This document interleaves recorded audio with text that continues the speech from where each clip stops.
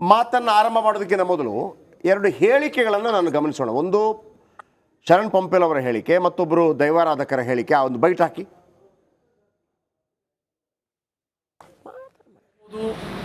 ಧಾರಾವಾಹಿಗಳು ಇರ್ಬೋದು, ನಾಟಕಗಳು ಇರ್ಬೋದು, ಶಾಲೆಯಲ್ಲಿ ನಡೆಯುತ್ತಿರುವಂತಹ ಬೇರೆ ಬೇರೆ ಸಾಂಸ್ಕೃತಿಕ ಕಾರ್ಯಕ್ರಮ ಇರ್ಬೋದು, ಛದ್ಮವೇಷ ಸ್ಪರ್ಧೆ ಇರ್ಬೋದು, ಇದರಲ್ಲೆಲ್ಲ ದೈವದ ಒಂದು ರೀತಿಯಲ್ಲಿ ವೇಷಭೂಷಣವನ್ನು ಹಾಕಿ ಯಾವ ರೀತಿ ದೈವದ ಕೋಲ ನೇಮೋತ್ಸವ ನಡೆಯುತ್ತದೆ ಅದೇ ರೀತಿಯ ಅನುಕರಣೆಯನ್ನು ಮಾಡಿ ಒಂದು ರೀತಿಯಲ್ಲಿ ನಮ್ಮ ನಂಬಿಕೆಗಳಿಗೆ ಧಕ್ಕೆ ತರುವಂಥ ಕೆಲಸಗಳು ಇವತ್ತು ಈ ರೀತಿ ಆಗ್ತಾಯಿದೆ. ಹಾಗಾಗಿ ಇದನ್ನು ಖಂಡಿಸಿ ಇದು ಮುಂದಿನ ದಿವಸಗಳಲ್ಲಿ ಆಗಬಾರ್ದು. ಮತ್ತು ಯಾರು ಈ ರೀತಿಯ ಕಾರ್ಯಕ್ರಮಗಳನ್ನು ಮಾಡ್ತಾರೆ ಮತ್ತು ಯಾರು ಈ ರೀತಿಯ ಕಾರ್ಯಕ್ರಮಗಳಿಗೆ ಅವಕಾಶ ಕೊಡ್ತಾರೆ ಅಂಥವರ ವಿರುದ್ಧ ಕ್ರಮ ತೆಗೆದುಕೊಳ್ಳಬೇಕು ಎಂಬ ದೃಷ್ಟಿಯಿಂದ ತುಳುನಾಡ ದೈವಾರಾಧನಾ ಸಂರಕ್ಷಣಾ ವೇದಿಕೆಯ ವತಿಯಿಂದ ಇವತ್ತು ನಾವು ಜಿಲ್ಲಾಧಿಕಾರಿಗಳಿಗೆ ಮನವಿಯನ್ನು ಮಾಡಿದ್ದೀವಿ. ಹಾಗಾಗಿ ಅವರೊಟ್ಟಿಗೆ ಇವತ್ತು ಭೂತಾರಾಧನೆ ದೈವಾರಾಧನೆ ವಿಷಯದ ಬಗ್ಗೆ ಈ ದಿನ ತುಳುನಾಡು ಸಂರಕ್ಷಣಾ ವೇದಿಕೆಯ ಮುಖಾಂತರ ನಾವು ಮಾನ್ಯ ಜಿಲ್ಲಾಧಿಕಾರಿಯವರಿಗೆ ಮನವಿಯನ್ನು ಸಲ್ಲಿಸಿದ್ದೇವೆ. ಮನವಿ ಸಲ್ಲಿಸಿದ ಉದ್ದೇಶ ಏನಂದರೆ, ನಮ್ಮ ದೈವಕ್ಕೆ ಎಲ್ಲ ಕಡೆಯಿಂದ ಈಗ ಅಪಮಾನ ಆಗ್ತಾಯಿದೆ. ನಾವು ಪ್ರತಿ ಬಾರಿಯೂ ಇದರ ಬಗ್ಗೆ ಒಟ್ಟು ಸೇರಿ ಎಲ್ಲರೂ ಚರ್ಚಿಸಿ ಈ ರೀತಿ ಆಗಬಾರ್ದು ಅಂತ ಎನ್ನುವ ಒಂದು ಮಹತ್ವಾಕಾಂಕ್ಷೆಯ ಒಂದು ಮಾತನ್ನು ಸೇರಿಕೊಂಡು ಎಲ್ಲರೂ ಮಾತಾಡಿ ತಿರ್ಗಾ ಈಗ ನಮಗೆ ದೈವದ್ದು ಧಾರಾವಾಹಿ ಬರ್ತದೆ, ದೈವದ್ದು ಚಲನಚಿತ್ರ ಆಗ್ತಾಯಿದೆ ಅಂದರೆ ಇದು ನಮಗೆ ತುಂಬ ನೋವಾಗ್ತಾಯಿದೆ.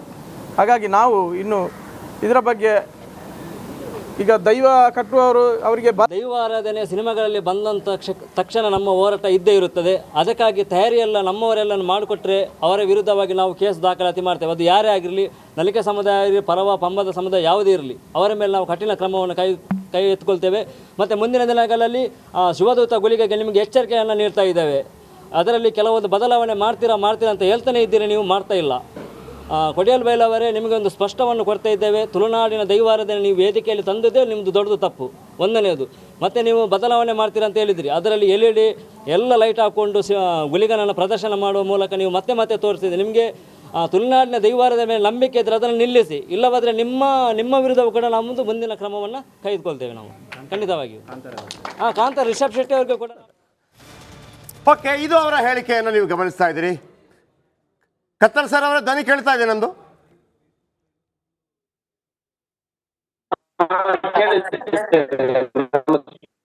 ಓಕೆ, ಸುನಿಲ್ ಅವರೇ ನಿಮ್ಗೆ ಧ್ವನಿ ಕೇಳಿಸ್ತಾ ಇದೆಯಾ?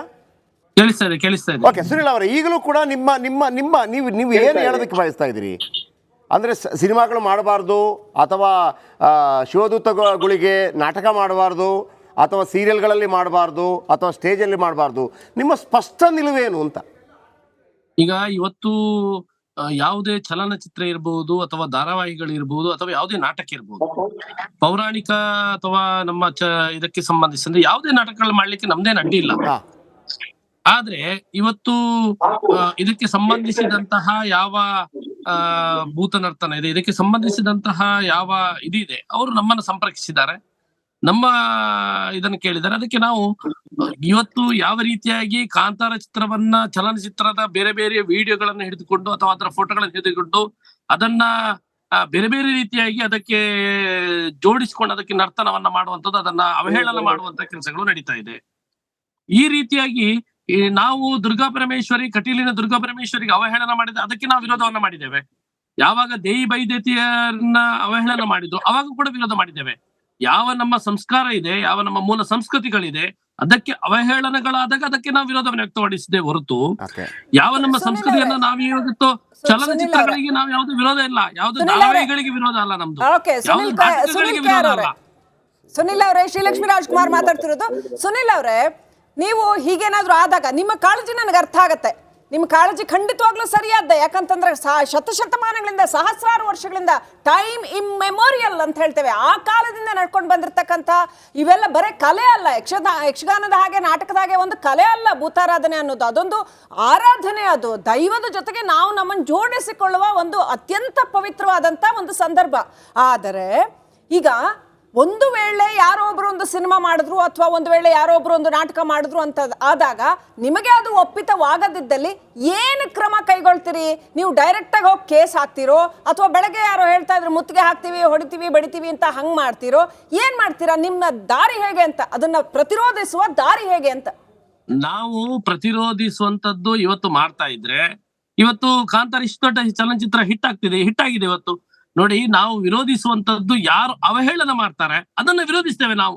ನಮ್ದು ಬಜರಂಗ ದಳ, ವಿಶ್ವ ಹಿಂದೂ ಪರಿಷತ್ತು ಧರ್ಮದ ಯಾರು ಅವಹೇಳನವನ್ನ ಮಾಡ್ತಾರೆ, ನಮ್ಮ ಸಂಸ್ಕೃತಿ ಯಾರು ಅವಹೇಳನ ಮಾಡ್ತಾರೆ, ನಮ್ಮ ದೇಶದ ಯಾವ್ದು ಶ್ರದ್ಧಾ ಬಿಂದುಗಳನ್ನ ಅವಹೇಳನ ಮಾಡ್ತಾರೆ, ಅದರ ವಿರುದ್ಧ ಹೋರಾಟವೇ, ಅದರಲ್ಲಿ ಎರಡು ಪ್ರಶ್ನೆ ಇಲ್ಲ. ಆದ್ರೆ ನಮ್ಮಲ್ಲಿ ಕೆಲವೊಂದು ವಿಚಾರಗಳನ್ನ ಪೌರಾಣಿಕ ನಾಟಕಗಳಿರ್ಬೋದು, ನಮ್ಮ ಹಿಂದಿನಿಂದಲೂ ಕೂಡ ಬೇರೆ ಬೇರೆ ರೀತಿಯಾದಂತಹ ನಮ್ಮ ಇತಿಹಾಸವನ್ನು ಹೇಳುವಂತಹ ನಮ್ಮ ದೇವತೆಗಳ ಚಲನಚಿತ್ರಗಳು ಬಂದಿದೆ. ತುಂಬಾ ಚೆನ್ನಾಗಿ ಆಗಿದೆ. ಸಮಾಜವನ್ನ ಜಾಗೃತಿ ಮಾಡುವಂತ, ಸಮಾಜಕ್ಕೆ ತಿಳಿಸುವಂತ ಕೆಲಸಗಳಾಗಿದೆ. ಆದ್ರೆ ಅದನ್ನೇ ಇಟ್ಕೊಂಡು ನೀವು ಅವಹೇಳನ ಈಗ ಅದಕ್ಕೆ ಎಲ್ಲರೂ ಕೂಡ ಕ್ಯಾಪ್ಟನ್ ಅರ್ಜುನ್ ಕೊಂದಿದ್ದು ಯಾರು? ಅವ್ರ ನರೇಟಿವ್ ಎಲ್ಲಿ ತಂದಿಟ್ಟಿದ್ದಾರೆ ಅಂತಂದ್ರೆ ಸಂಪತ್ತನ್ನ ಹಂಚಿಬಿಡೋದು ಅಂತ. ಇದು ಸ್ಟುಡಿಯೋ ಟಿಪ್ಪು ಜಯಂತಿ ಮಾಡಕ್ಕೆ ಅವ್ರಿಗೆ ಖಂಡಿಸಿದ್ರು. Very nice. ಯಾರು ತಪ್ಪು ಮಾಡಿರೋದಿಲ್ಲಿ? ಓಲೈಕೆ ಹೇಳಿಕೆ ಇದು ಅಂತ ಹೇಳಿ ಯಾಕೆ ಪರಿಗಣಿಸಬಾರದು? ಇದು ಫೋಟೋ ಎಲ್ಲರದು ಒಂದು ಟೈಮ್. ನಿಮ್ಮ ಸಮಯ ಮುಗಿದಿದೆ. ಅವ್ರು ಹೇಳಕ್ಕಿಂತ ಮುಂಚೆನೆ ಹೇಗೆ ಪ್ರತಾಪ್ ಸಿಂಹ ಪಾಸ್ ಕೊಟ್ಟಿದಂತ ಆಗ್ಲಿ ಡಿಕ್ಲೇರ್ ಆಗೋಗಿತ್ತು ಅಂತ ನನಗೊಂದು ಡೌಟ್ ಬಂತು. ಸಾಕು ನಿಲ್ಸಿ. ಕೆಟ್ಟ ಪದ ಬಳಕೆ ಕಾಂಪಿಟೇಷನ್ ಇಟ್ಟಿಲ್ಲ ನಾವಿಲ್ಲಿ.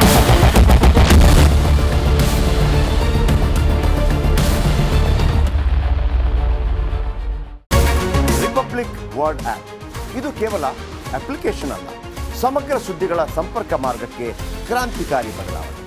ರಿಪಬ್ಲಿಕ್ ವರ್ಲ್ಡ್ ಆ್ಯಪ್ ಕೇವಲ ಸುದ್ದಿ ಅಪ್ಲಿಕೇಶನ್ ಪರಿಚಯಿಸ್ತಾ ಇಲ್ಲ, ಬದಲಾಗಿ ಡಿಜಿಟಲ್ ಸುದ್ದಿ ಬಳಕೆಯ ಹೊಸ ಯುಗಕ್ಕೆ ನಾಂದಿ ಹಾಡ್ತಾ ಇದೆ. ಇದೊಂದು ಬ್ರೇಕಿಂಗ್ ನ್ಯೂಸ್, ಪ್ರಭಾವಶಾಲಿ ಕಾರ್ಯಕ್ರಮಗಳಿಗೆ ಗಟ್ಟಿಯಾದ ನ್ಯೂಸ್. ಇಲ್ಲಿ ಕೇವಲ ತಾಜಾ ಸುದ್ದಿ, ಅದರ ನೇರ ಪ್ರಸಾರ ಮತ್ತು ಚರ್ಚೆಗಳಿಗೆ ಮಾತ್ರ ಅವಕಾಶ. ರಿಪಬ್ಲಿಕ್ ವರ್ಲ್ಡ್ ಆ್ಯಪ್ ಡೌನ್ಲೋಡ್ ಮಾಡಿಕೊಳ್ಳಿ. ಗೂಗಲ್ ಪ್ಲೇಸ್ಟೋರ್ ಮತ್ತು ಆಪಲ್ ಆ್ಯಪ್ ಸ್ಟೋರ್ನಲ್ಲಿ ಲಭ್ಯವಿದೆ. ನಮಸ್ಕಾರ, ಕರ್ನಾಟಕ ಪ್ರೈಮ್ ಟೈಮ್ಗೆ ಸ್ವಾಗತ. ನಾನು ಜಯಪ್ರಕಾಶ್ ಶೆಟ್ಟಿ. ಇಡೀ ಕರುನಾಡು ಇವತ್ತು ರೆಬೆಲ್ ಆಗಿ ನಿಂತಿದೆ. ಈ ಹಗರಣಗಳನ್ನು ಸದನದಲ್ಲಿ ಪ್ರಸ್ತಾಪ ಮಾಡಲು ಕೂಡ ಕಾಂಗ್ರೆಸ್ ಹಿಂದೇಟು ಹಾಕಿದ್ದೇಕೆ? ನಿಮ್ಗೆ ಸಂಬಳ ಅದಕ್ಕೆ, ನಿಮಗೆ ವಾಹನ ಅದಕ್ಕೆ, ನಿಮಗೆ ವೆಪನ್ ಅದಕ್ಕೆ, ನೀವು ಅದನ್ನು ಸೆರೆ ಹಿಡಿಬೇಕಾಗಿತ್ತು. ನೀವು ವಿದ್ಯುತ್ ಬರ ಇದೆ ಅಂತ ಹೇಳ್ತಾ ಇದ್ದೀರಿ, ಎಲ್ಲಿ ಬರ ಇದೆ ನೀವು ಹೇಳಬೇಕು. ಪಾಕಿಸ್ತಾನ್ ಆಕ್ಯುಪೈಡ್ ಕಾಶ್ಮೀರ್ ಅದು ಎಂದೆಂದಿಗೂ ನಮ್ಮದು. 40 ಮೆಷಿನ್ಗಳು ತಂದಿತ್ತು ನೋಟ್ ಎಣಿಸುವುದಕ್ಕೆ, ಅದೇ ಹಾಳಾಯಿತು. ಮಥುರಾದ ಗಲಾಟೆ ಇದೆಯಲ್ಲ, ಅದು ಸ್ಥಳೀಯವಾಗಿ ಕೂತು ಪರಿಹರಿಸಬಹುದಾದಂಥ ಕಾನೂನಿದೆ. ಗ್ಯಾರಂಟಿ ಯೋಜನೆಯಿಂದ ನಷ್ಟ ಆಗಿದೆ, ಲಾಭ ಆಗಿದೆ, ದಯವಿಟ್ಟು ಹೇಳಿ. Dawood Ibrahim most wanted criminal ಯಾವಾಗಾದ ಅಂದರೆ ಇಲ್ಲಿ ತನಕ ಭಾರತ ದೇಶದಲ್ಲಿ ಓರ್ವ ದಲಿತ ಪ್ರಧಾನಿಯಾದಂಥ ಇತಿಹಾಸವೇ ಇಲ್ಲ. ರಿಪಬ್ಲಿಕ್ ವರ್ಲ್ಡ್ ಆಪ್ ಇದು ಕೇವಲ ಅಪ್ಲಿಕೇಶನ್ ಅಲ್ಲ, ಸಮಗ್ರ ಸುದ್ದಿಗಳ ಸಂಪರ್ಕ ಮಾರ್ಗಕ್ಕೆ ಕ್ರಾಂತಿಕಾರಿ ಬದಲಾವಣೆ. ರಿಪಬ್ಲಿಕ್ ವರ್ಲ್ಡ್ ಆಪ್ ಕೇವಲ ಸುದ್ದಿ ಅಪ್ಲಿಕೇಶನ್ ಅನ್ನ ಪರಿಚಯ ಮಾಡ್ತಾ ಇಲ್ಲ, ಬದಲಾಗಿ ಡಿಜಿಟಲ್ ಸುದ್ದಿ ಬಳಕೆಯ ಹೊಸ ಯುಗಕ್ಕೆ ನಾಂದಿ ಹಾಡ್ತಾ ಇದೆ. ಇದೊಂದು ಬ್ರೇಕಿಂಗ್ ನ್ಯೂಸ್, ಪ್ರಭಾವಶಾಲಿ ಕಾರ್ಯಕ್ರಮಗಳಿಗೆ ಗಟ್ಟಿಯಾದ ವೇದಿಕೆ. ರಿಪಬ್ಲಿಕ್ ವರ್ಲ್ಡ್ ಅಪ್ಲಿಕೇಶನ್ ಈಗ ಲೈವ್ ಆಗಿದೆ.